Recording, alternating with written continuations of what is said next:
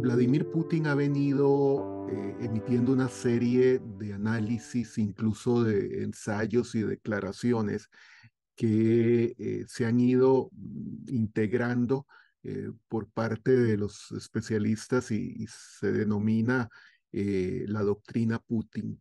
Esta doctrina lo que plantea es que hay tres superpotencias, China, Estados Unidos y Rusia, y que el mundo debe dividirse en áreas de influencia.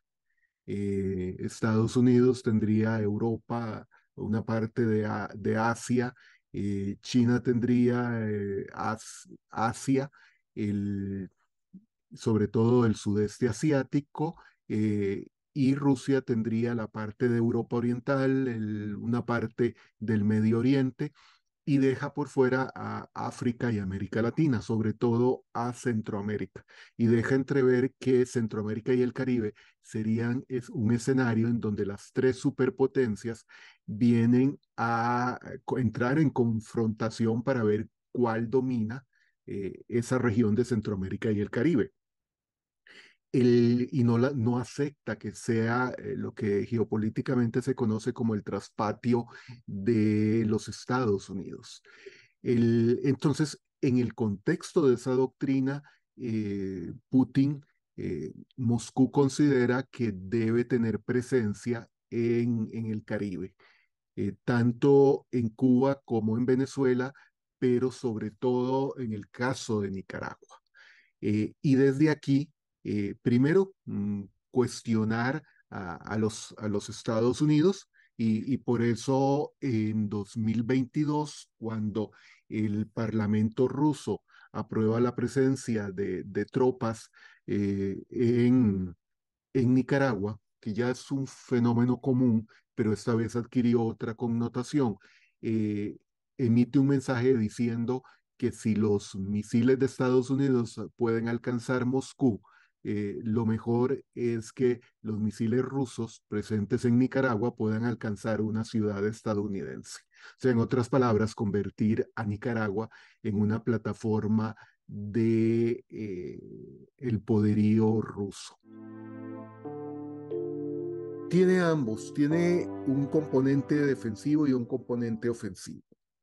El componente ofensivo es que si Estados Unidos presiona mucho en Ucrania, por ejemplo, que es el paso que difícilmente van a dar enviando tropas, no solo equipos, sino tropas a Ucrania en caso de que las tensiones aumenten, de inmediato Rusia enviaría tropas al canal de Panamá.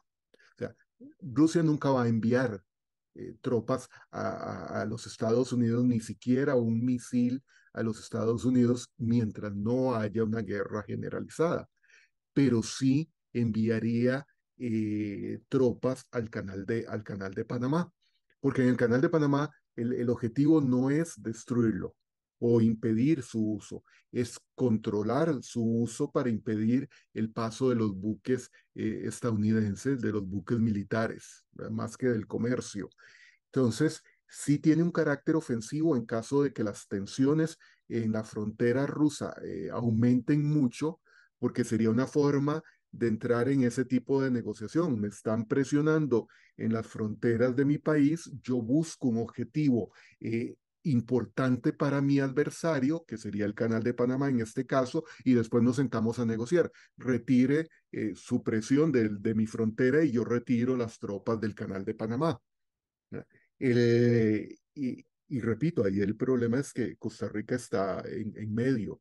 Ese es el asunto. Y el tiempo de tránsito desde Managua hasta el Canal de Panamá no es tanto, porque no son vehículos que se vayan a detener a hacer frontera y uno pasa ahí 2 horas en la frontera. No, pasan, ¿verdad? Y no le va a importar si tiene autorización o no de Costa Rica. Entonces sí tiene ese doble carácter de presión sobre los Estados Unidos para que no aumente la presión sobre Rusia en algunos frentes y de la posibilidad de acceder al Canal de Panamá. En el caso por parte de Nicaragua, hay mucho que ganar desde la perspectiva de la política exterior del régimen de Ortega y Murillo, que es frente a una confrontación directa y abierta con los Estados Unidos, necesita tener un aliado que lo cuide, un aliado militar. No es que le dé dinero, no es que le dé algo, sino que en caso de un intento de invasión militar de Estados Unidos a Nicaragua, desde la perspectiva de Daniel Ortega, disuade a las tropas estadounidenses porque ahí hay tropas rusas y entonces no van a invadir Nicaragua. De paso, y esto no está muy claro, de paso es obtener algún aprendizaje de cómo operan las tropas rusas ya en acción.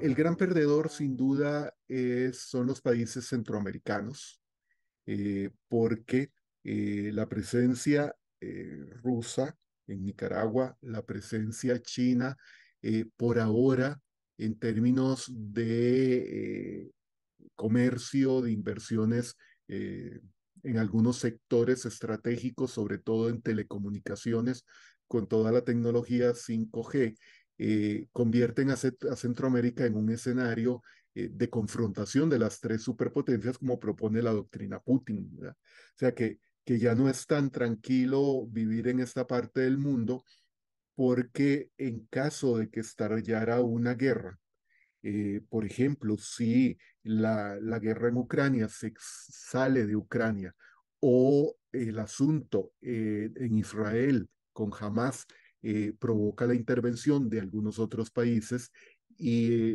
del Medio Oriente, y eso significa que hay una guerra en el Medio Oriente, eh, aumenta la probabilidad de que las tropas rusas eh, traten de abrir otro frente para crearle un problema a los Estados Unidos, porque ya tiene un problema en el estrecho de Taiwán con la creciente presencia militar china. Si Rusia le abre un frente en Centroamérica, ocupando el canal de Panamá, se extendería el conflicto armado a prácticamente todo el mundo. Y en el caso de esa acción rusa hacia el canal de Panamá, no podemos perder de vista que la ruta de paso de Managua al canal de Panamá es Costa Rica. Y sí está muy claro, y el embajador ruso se lo había dicho el año pasado al gobierno de Costa Rica: no se preocupen, las tropas rusas no tienen como objetivo militar a Costa Rica. Eso es claro. El problema es que este es el puente entre Managua y el canal de Panamá. Ahí es donde las cosas para Centroamérica y particularmente para Costa Rica se complican. Efectivamente, o sea, es que los países pequeños, cuando hay una confrontación entre superpotencias, no les queda mucho margen de maniobra. Es ver quién le puede ayudar más que los otros. Es lo que en algunas teorías de relaciones internacionales se llama el free rider, que es ese viajero gratis que le dice a la superpotencia: mira, aquí está mi territorio, y se satisface ese pequeño estado con que lo protejan. Pero quien está obteniendo un verdadero beneficio no es el estado pequeño, en este caso Nicaragua, es la superpotencia, ¿verdad? Porque en caso de una confrontación armada, Rusia no va a terminar defendiendo a Nicaragua, va a terminar defendiendo sus posiciones estratégicas, las bases navales que hay o la base naval que hay de Rusia en Nicaragua, y sobre todo dos cosas que son claves: el centro de satelital que tiene Rusia en Nicaragua para cubrir todas las telecomunicaciones en América Latina. Y el centro de capacitación de fuerzas policiales, que en realidad no se sabe qué experiencia tiene Rusia en fuerzas policiales como para que venga a entrenar cuerpos policiales en Centroamérica. tiene experiencia en cuestiones militares. Así que lo del centro de capacitación de esas fuerzas policiales es simplemente un nombre para ocultar un centro de operaciones militares rusas en Centroamérica.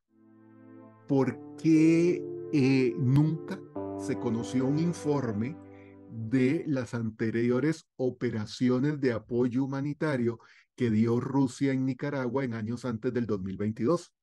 No se sabe cuáles fueron los resultados, qué hicieron esas tropas rusas a favor del pueblo nicaragüense, ¿verdad?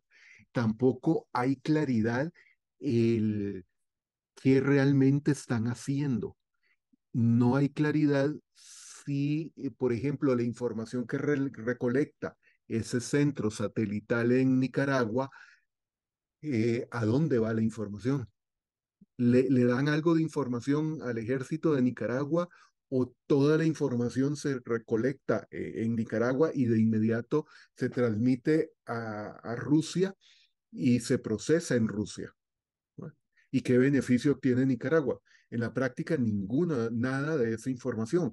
Ahí hay mucha opacidad y misterio en cómo opera tanto el centro de capacitación como el centro de observación, que en realidad es una unidad de espionaje para toda América Latina.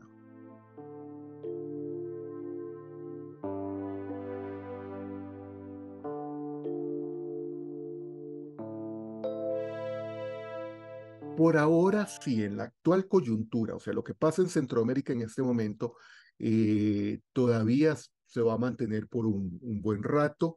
Las cosas en Centroamérica no están en condiciones de que los países centroamericanos a través del SICA le exijan a Nicaragua retirar esa base militar, la presencia rusa y la presencia iraní, que porque está en Managua está la embajada iraní más grande de América Latina, así que ahí hay una alianza entre Rusia e Irán que no se puede perder de vista. Pero Daniel Ortega sabe en este momento que ni desde Estados Unidos lo van a presionar porque hay otras prioridades para los Estados Unidos. Ninguna superpotencia tiene capacidad, y sobre todo Estados Unidos, no porque no tenga capacidad militar, sino por cuestiones más políticas internas, no le sirve abrir muchos frentes de tensión. Entonces, abrir un frente en este momento en Centroamérica no está al alcance de la administración Biden, sobre todo porque ya tiene el frente en el Medio Oriente abierto, intentaron escaparse y no pudieron del Medio Oriente. Entonces Daniel Ortega sabe que no hay condiciones para que lo presionen desde Estados Unidos al extremo de que tuviera que decir salgan tropas rusas. Incluso ahí hubo, digamos, algún manejo inteligente por parte de Nicaragua cuando aprueba el ingreso de las tropas rusas con fines humanitarios, indica que pueden ir tropas estadounidenses. O sea que si es una acción humanitaria que no era militar, no tenía por qué restringirse a Rusia, sino que otros países podían participar. ¿Verdad? Así que por ahí no hay presión. Y los países centroamericanos están tan divididos en este momento y tienen conflictos entre sí y hay muchas negociaciones bajo la mesa entre los gobernantes centroamericanos como para que de pronto alguno diga, no, no nos conviene tener las tropas rusas en Nicaragua, así que tienen que salir. En el ámbito internacional o mundial, por eso es que Daniel Ortega ha dicho que, que Nicaragua es un firme aliado de Moscú en todo. En lo que haga Moscú, Nicaragua lo va a respaldar. Por eso es que algunas de las resoluciones de Naciones Unidas sobre Ucrania, Nicaragua, perdón, es uno de los pocos países que vota a favor de la posición rusa, es decir, en contra de las resoluciones. La mayoría se abstiene. En Nicaragua claramente defiende a Rusia en todos los ámbitos, no importa dónde vaya Rusia, ahí Nicaragua dice presente.